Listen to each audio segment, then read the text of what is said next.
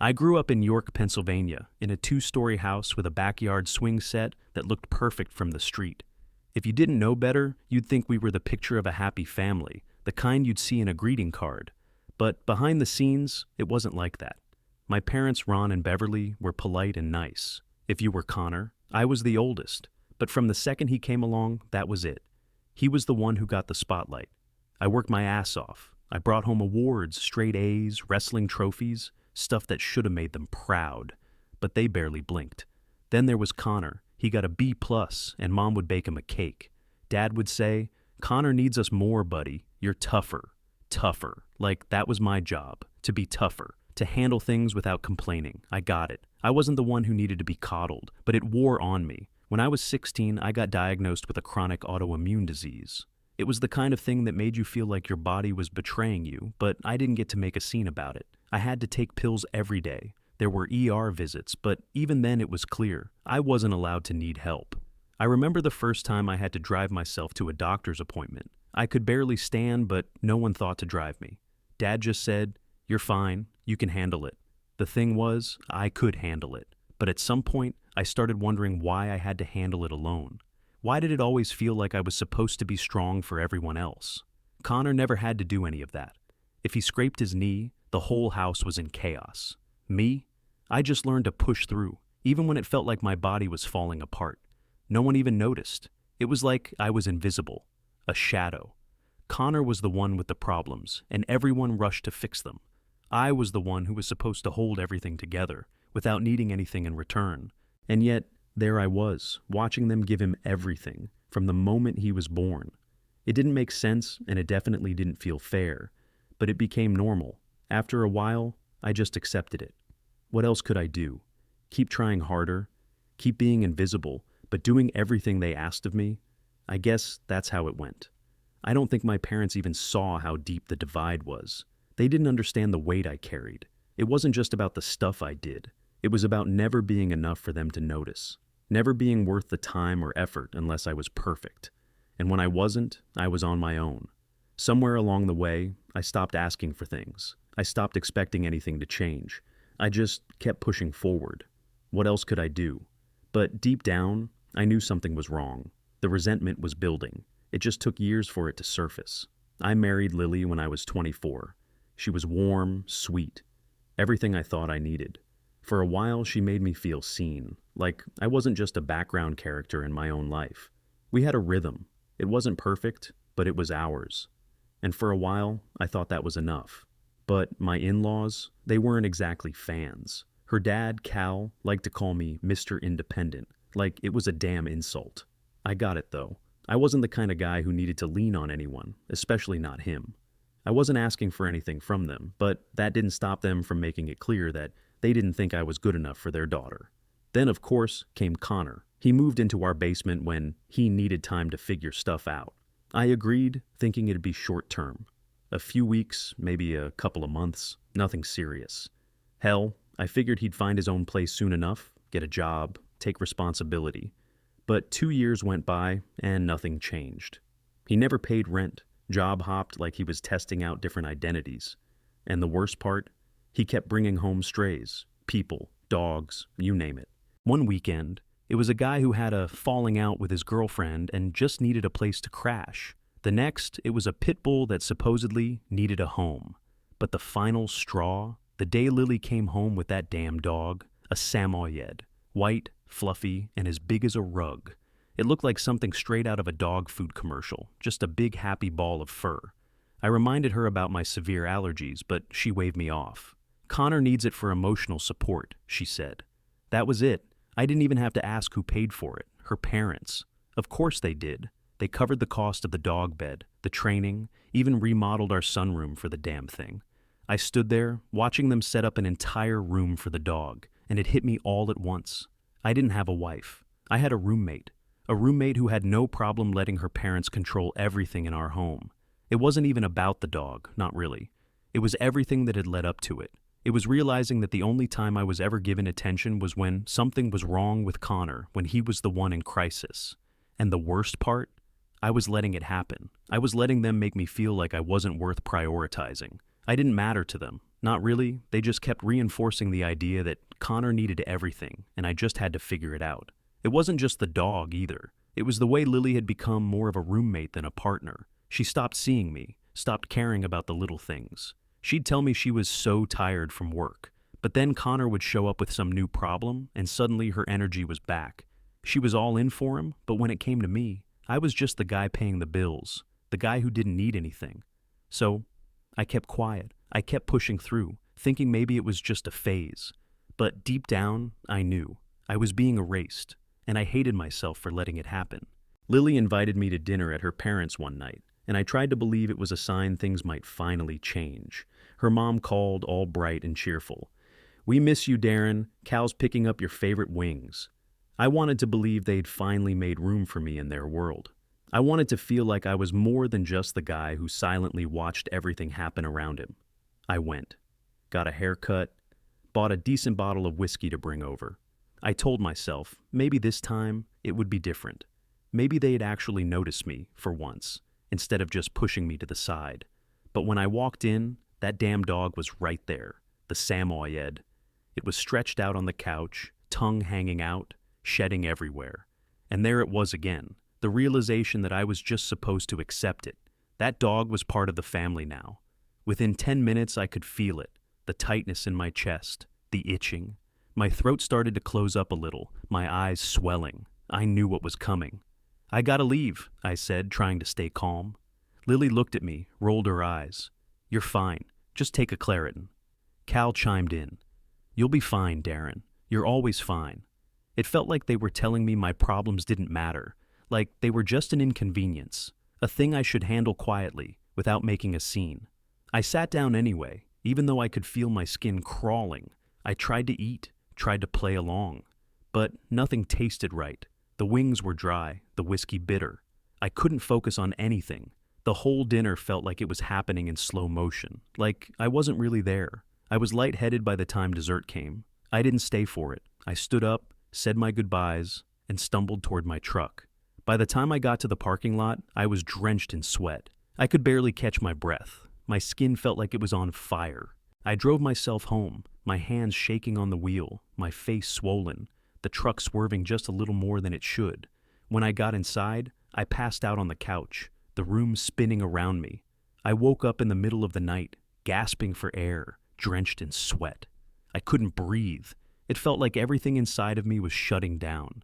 My body was revolting and nobody was there. I tried calling Lily, but she didn't pick up.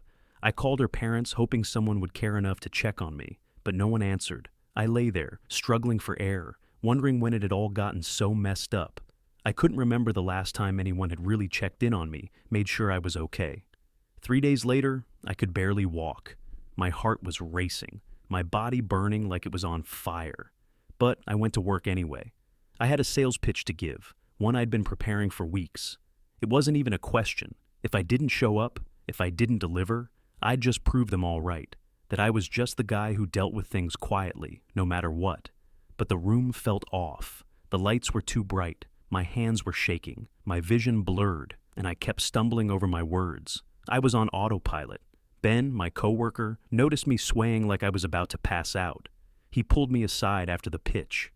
"You need a damn hospital, man," he said, voice low but urgent. I shook my head. "I'm fine. Just need a minute." "You're not fine." He grabbed my jacket sleeve. "You're pale as hell. I'm taking you to the ER." I didn't argue. At that point, I didn't have the energy to fight. Ben drove me to the hospital. On the way there, I dialed Lily.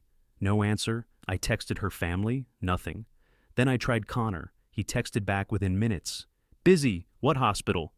I didn't even get a chance to respond before the conversation was over. The ER admitted me right away. Nurse said it was a second-phase reaction, my organs under stress. Whatever that meant, it didn't sound good. They got me hooked up to machines, pumped fluids into me, and did whatever they could to stabilize me. My chest was tight, and I could barely focus on anything around me. The nurse was kind enough, but what she said next made the whole thing hit me like a ton of bricks. "We called your wife and in-laws," she said, not meeting my eyes. "They said they couldn't come tonight because Connor had a dog grooming appointment." It was the final nail. I remember staring at her, trying to process what she'd just told me. I couldn't even feel my own body, but the words rang in my ears. I had just spent days on the edge of death, struggling to breathe, and they didn't even think it was worth showing up. Not because of an emergency, not because they were busy with their own lives, but because Connor had a dog grooming appointment. That's when it hit me. I didn't have a marriage. I didn't have a partnership. I had a job. I was a support role in someone else's movie. Lily wasn't my wife. She was just someone who had settled for me, someone who let me fade into the background as long as I didn't cause a scene. And her parents, they hadn't even bothered to pretend to care. It wasn't just the dog or the allergies or the dinners. It was everything. The years of proving I could handle it all. The years of being the invisible one. It wasn't my illness that made me sick. It was the way they treated me like I didn't matter. I was just there to support them, to pick up the pieces when Connor fell apart. I could feel the weight of it all those years of putting everyone else first, crashing down on me. And at that moment, I knew nothing was ever going to change, not unless I made it happen. I spent a few days in the ICU, hooked up to machines, trying to hold myself together. I wasn't sure if I was going to survive it, but part of me didn't care. The body was still breathing, but the mind, that was shutting down. I was done with being invisible, done with pretending I could keep pretending. I asked the nurse for pen and paper. She hesitated for a second, probably wondering if I was going to write some emotional farewell or if I had lost my mind completely. But I was clear. I needed to get this out. It was the only thing I could control, the only thing I could leave behind. When she came back with a pen and paper, I didn't waste any time. I wrote a letter to Lily and her parents, blunt, honest, long overdue. I didn't soften it. I didn't try to make it pretty. I told them the truth, everything they needed to hear. You knew I could die, and you picked a dog bath over a hospital bed, I wrote. I stared at the words for a long time, but they didn't seem as sharp as I thought they'd be. They were just the facts, cold, harsh facts. But they had to know. I wrote that I wouldn't be coming back to that house, that I was done being part of their family, done letting them treat me like I was the last choice, the guy who could take the back seat, always. I've been invisible in your lives, I told them, tolerated at best. That was the truth, and it hit harder than I expected it to. But it was the only truth I had left. When the nurse came back to check on me, I asked her to leave the letter on my bed when I was discharged. She didn't ask questions, she just nodded. I signed it, left it on the table, and by the time I checked out that morning, I didn't look back. I moved in with Ben, a buddy from work. It wasn't ideal, but it was a place to crash for now, somewhere that wasn't full of old ghosts and things I'd outgrown. That letter wasn't about revenge. It wasn't meant to be a strike back at them. It was survival. I had to say it out loud. I had to write it down, because leaving it inside me was killing me faster than anything else. I had no idea what would happen next, but I knew this. I wasn't going to be anyone's backup plan anymore. I wasn't going to be the person they could ignore until they needed something from me. Lily didn't call for a week, not a word. Then, when she finally did, it was a voicemail. "You're being extreme, Darren," she said, like that was the point of all of it. Like me finally standing up for myself was some overreaction. This isn't how we solve problems. I wanted to laugh, but there was nothing funny about it. That voicemail was the last attempt at any kind of reconciliation. It was the final attempt to keep me small. Her mom emailed a few days later, writing, "Family isn't perfect, but you don't just walk away." That one hit like a punch in the gut. They still didn't get it. They still didn't understand that I wasn't walking away from them. I was walking away from the role they shoved me into, the invisible man who just took whatever scraps they handed me. Cal sent a short text. "Hope you feel better." That was it. Connor, he never said a word, not one damn word. I moved into a studio apartment 45 minutes away. I needed distance, and it wasn't just physical. I needed to break free, to breathe in air that wasn't filled with their judgment and their expectations. I started fresh, clean slate. Work was surprisingly good to me during all of it. I got promoted. My boss mentioned that he'd noticed a clearer edge in me. He didn't know it, but he was right. The more I pulled away from the wreckage of my family, the more I could see who I really was. And it wasn't the guy who'd been pushed to the side for years. It was the guy who didn't need anyone's approval to stand on his own 2 feet. Ben, my buddy from work, helped me furnish the place.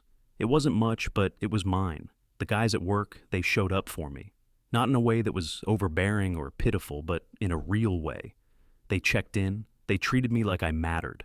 I don't think they realized it, but that meant more than anything my family ever did. The truth was ugly, but it was real. My family had always taken me for granted. They didn't know how to value me until I walked away. And even then, they still didn't get it. But the guys at work, they understood what it meant to have each other's backs. The thing was, the more I let go of that old life, the more I realized I wasn't the one who lost. I bought a decent air purifier, something that would keep the dust and allergens from choking me out in my new place. It felt good, taking that little step toward making the space mine. I also updated my emergency contacts, removed Lily, added Ben. It wasn't that I didn't care about her anymore. It was just that I couldn't keep holding on to something that wasn't real. She wasn't going to be there if anything went wrong. Ben? He had my back. Simple as that. I signed up for a community boxing gym shortly after. I'd always been into working out, but this felt different. There was something cathartic about punching something, punching nothing, as hard as I could. I started training 3 nights a week. It wasn't just physical. It was me proving to myself that I could still break a sweat without the weight of everyone else's expectations on my shoulders. I also started seeing a therapist. I hadn't really thought about it at first, but Ben mentioned it, and I figured, hell, why not? The guy helped me see things I hadn't been able to recognize before. He told me I'd been the problem solver in a rigged family system. He said, they needed you to be strong so they could be selfish. It stung, but it made sense. It wasn't about my strength, it was about their weakness.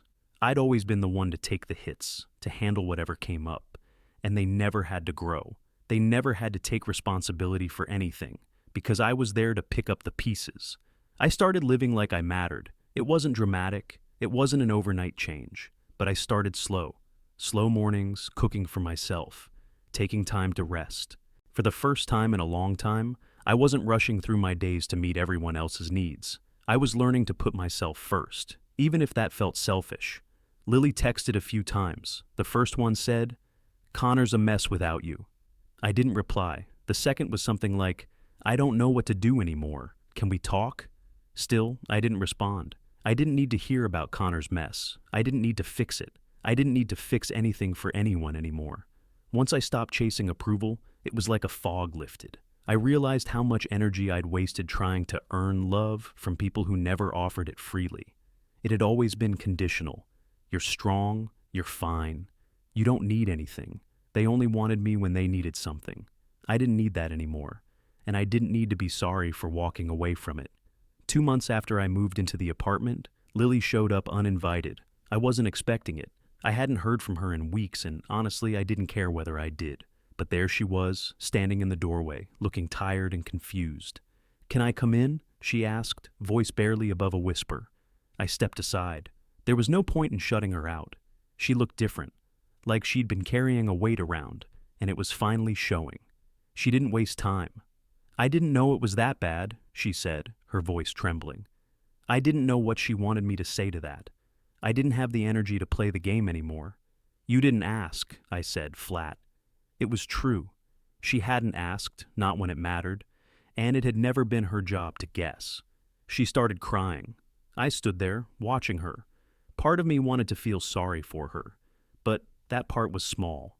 I didn't have the capacity for it anymore. "They're upset," she said, wiping her face.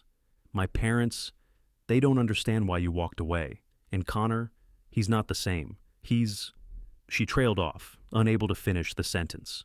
I let her talk. I wasn't angry. I hadn't been angry for a while. I was just tired of it. Tired of being the one who fixed everything. Tired of being the one who always showed up when they needed something, but never getting what I needed in return. "I'm not angry, Lily," I said, voice steady. "I'm just done." She looked at me, confused, like she didn't get how I could have made that decision. But I wasn't going to explain it again. She had to see it for herself. "You watched me collapse for years and called it independence," I continued. "That's not love?" She took a step back, like the words hit her harder than I thought they would. Maybe they had. "I'm sorry," she whispered. I shook my head. "Sorry's not enough. Not anymore." She sniffed, clearly trying to hold it together. "Darren, can we try again?" I didn't have to think about it. I knew my answer before she finished asking. "Only if you're willing to confront the truth, with me, and without your family." She looked down at the floor, shoulders slumping. I could see the weight of it on her. She wasn't ready to do that, not yet. "I'll think about it," she said finally, voice small, almost apologetic. I didn't say anything. I didn't need to. She left shortly after, and I never heard from her again. That was the last time I saw her. I didn't regret it. There was no point in holding on to something that wasn't going to change. She wasn't the same person I'd married, and I wasn't the same person who had put up with it all for so long. Some things, no matter how much you want them to, just can't be fixed. It's been 6 months now. I live alone in a quiet apartment, and it's peaceful. It's mine. I cook dinner for myself. Nothing fancy, but it feels good. I actually sit down and enjoy it. I sleep better than I have in years. I don't wake up feeling like I've been carrying a 100-pound weight all night. Ben still drops by sometimes. He's a good guy. He brings steaks or just beer, depending on what mood he's in. It's simple, no drama. We talk about work, laugh about dumb stuff. It's the kind of friendship I never realized I needed until now. I don't miss Lily. I don't miss her family. I don't miss Connor. The weight of their expectations, the constant sense that I was just there to keep things from falling apart. It's gone. And I'm okay with that. I do miss the version of me that thought I could fix it all. The guy who believed for too long that if I just kept pushing, kept giving, it would finally click. But that guy deserved better. He deserved someone who saw him, who appreciated what he brought to the table. And that guy? He's gone. He had to be. The letter I left behind didn't change them. It didn't make them see what they'd done, or force them to confront their own selfishness. But it changed me. It gave me the clarity I'd been missing all those years. It let me draw a line in the sand and say, this is where I stop. This is where I stop pretending I'm fine being second place. I don't check my phone, waiting for anyone's approval anymore. I don't feel that pit in my stomach every time I think about their texts, their voicemails, their unspoken expectations. They can call, they can text, but I don't wait for it. I don't need it. I don't pretend my needs aren't real, and I sure as hell don't apologize for walking away. Some people don't notice you until you're gone. They don't realize how much of themselves they were using up until there's nothing left to take, and by then, it's too late. They'll never see you the way you needed them to, and that's not their fault. It's just how it goes. That's not bitterness. That's clarity.